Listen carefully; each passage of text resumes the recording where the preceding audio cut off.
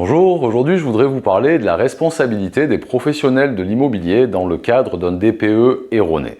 Vous le savez sans doute, lorsque un vendeur triche sur la lettre de son DPE, il peut être attaqué par l'acquéreur qui peut demander la mise aux normes, c'est-à-dire la réalisation de travaux pour arriver à la lettre promise.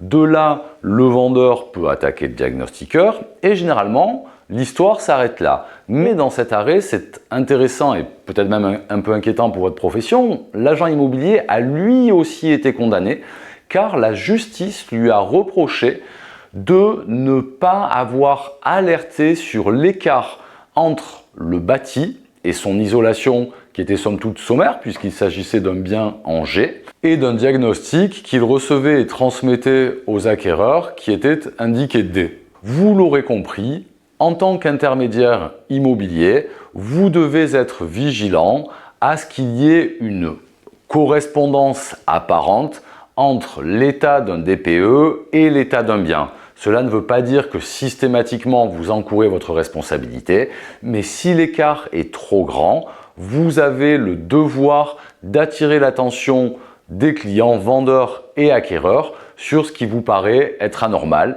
et ça fait partie de votre responsabilité. Voilà, je vous remercie.